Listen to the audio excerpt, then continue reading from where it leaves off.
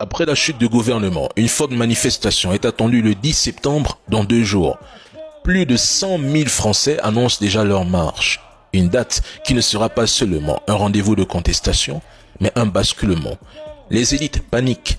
Les médias minimisent l'action, mais la rue s'organise quartier par quartier, village par village, ville par ville, car la colère n'est pas née d'hier. Cela fait des mois que le peuple subit une politique imposée par le 49-3 en rafale, une inflation, je dirais, orchestrée par Bruxelles et une dette abyssale qui ressemble à une mise sous tutelle de la nation.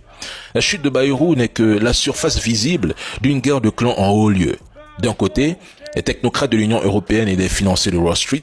De l'autre, un peuple exsangue qu'on pensait tenir par la peur depuis 2020. Le 10 septembre, ce n'est pas une grève comme les médias veulent le faire croire, non. C'est une insurrection larvée. Il s'agit de reprendre un pays confisqué par des élites qui se servent de la Constitution comme d'un jouet. Plus de 100 000 Français marcheront. Parce que quelque part, ils ont compris que leur misère est organisée. Que les dettes colossales sont une arme de soumission. Que chaque loi liberticide n'est pas un accident, mais une feuille de route. L'objectif caché ici des élites est de briser toute résistance nationale pour fondre la France dans une gouvernance mondiale pilotée par des intérêts privés.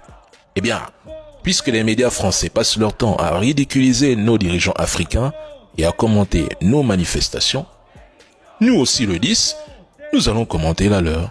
C'est assez simple comme bonjour, nous renvoyons simplement l'appareil. Force à tout le monde.